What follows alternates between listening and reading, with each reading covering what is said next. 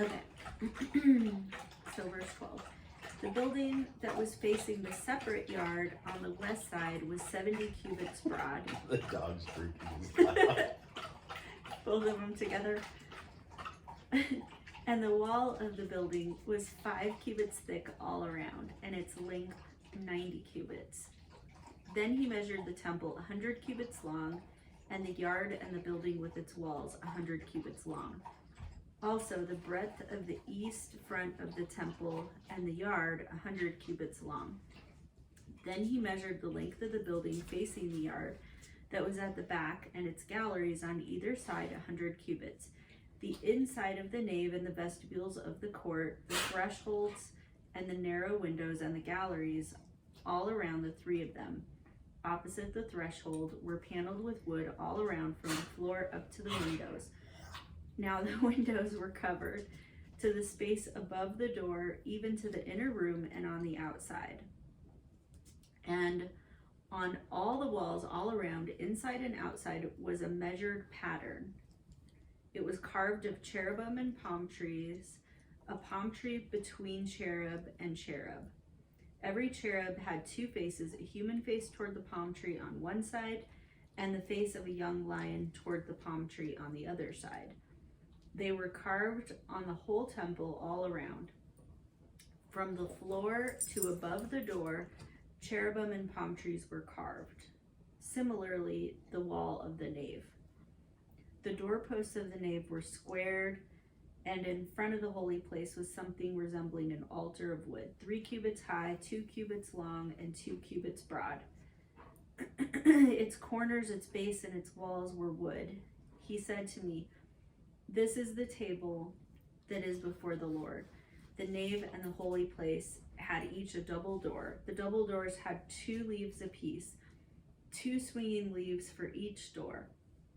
And on the doors of the nave were carved cherubim and palm trees, such as were carved on the walls. And there was a canopy of wood in front of the vestibule outside. And there were narrow windows and palm trees on either side, on the side walls of the vestibule, the chambers of the temple, and the canopies. So one of the things I always kind of strikes me when reading stuff like this is the why of the detail. Okay. So, like, we're talking about palm trees and cherubs, and like there's lots of reference to that specifically and what I mean, this is the 3rd time that the carvings have been referenced in different places. It's like, why the detail to that? Mm-hmm. Not just they were there, but it's very, very specific about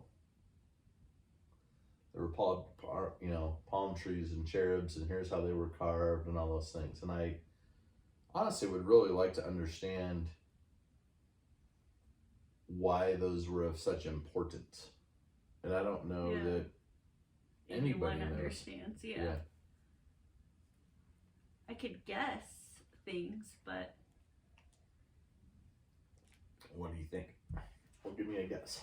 okay, it's probably going to sound really absurd because I'm totally guessing. Yeah. But something that crossed my mind when I was reading is like, it's interesting that there's a face of a cherubim and a face of a lion, each facing a palm tree. And I'm just thinking, well, the cherubim is spiritual, the lion is physical world.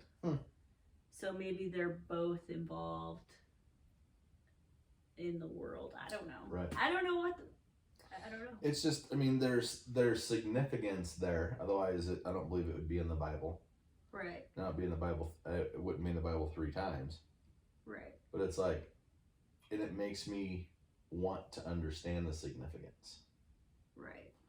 Because I tend not to do things without having a reason for doing them. And God never not has a, God always has a reason God for never everything. doesn't not have a reason. Yeah. God always has a reason for everything. It's like, so if they're in there, it creates a, well, why? Mm-hmm. For me. I don't know.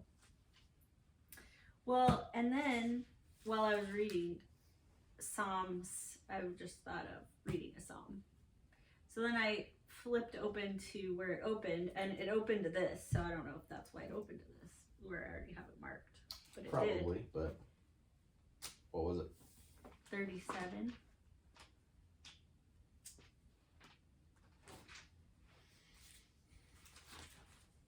So I don't know if I should read it. Yeah, read it. I don't even remember why I have this marked. It's it must have been significant to me. Yeah. All right. Fret not yourself because. So this is Psalm 37. Fret not yourself because of evildoers. Be not envious of wrongdoers, for they will soon fade like the grass and wither like the green herb. Trust in the Lord and do good. Dwell in the land and befriend faithfulness. Delight yourself in the Lord, and he will give you the desires of your heart. Commit your way to the Lord. Trust him, and he will act. He will bring forth your righteousness as the light and your justice as the noonday. Be still before the Lord and wait patiently for him. Fret not yourself over the one who prospers in his way, over the man who carries out evil devices. Refrain from anger and forsake wrath. Fret not yourself, it tends only to evil. For the evildoers shall be cut off, but those who wait for the Lord shall inherit the land. In just a little while the wicked will be no more. Though you look carefully at his place, he will not be there. But the meek shall inherit the land and delight themselves in abundant peace. The wicked plots against the righteous and gnashes his teeth at him. But the Lord laughs at the wicked, for he sees that his day is coming. The wicked draw the sword and bend their bows to bring down the poor and needy, to slay those whose way is upright. Their sword shall enter their own heart, and their bows shall be broken. Better is the little that the righteous has than the abundance of many wicked. For the arms of the wicked shall be broken, but the Lord upholds the righteous. The Lord knows the days of the blameless, and their heritage will remain forever.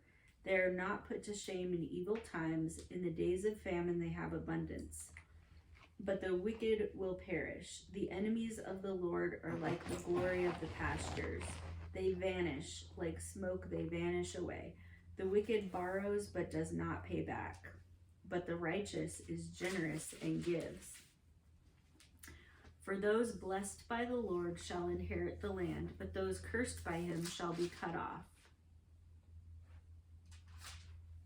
The steps of a man are established by the Lord when he delights in his way.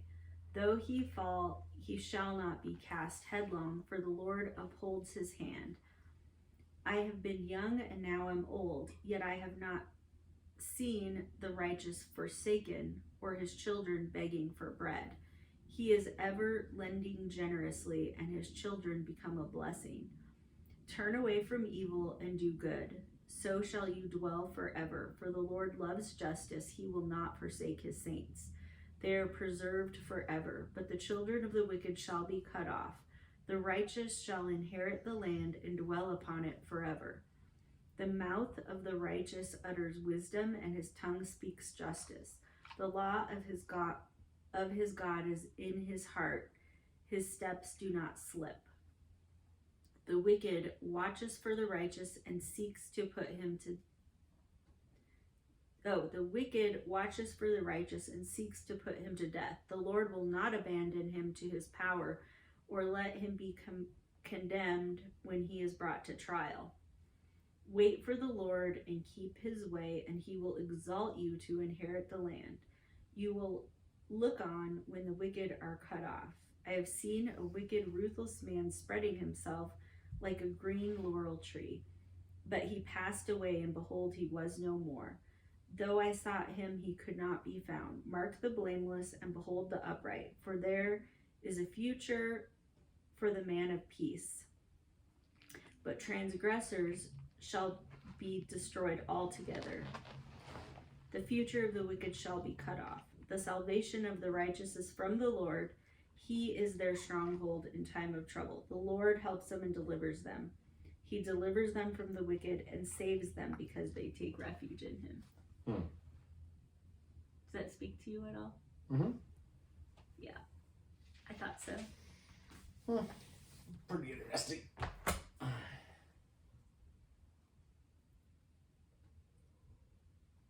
Yeah.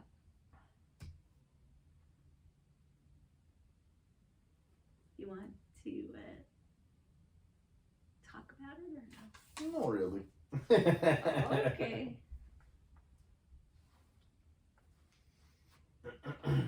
It's already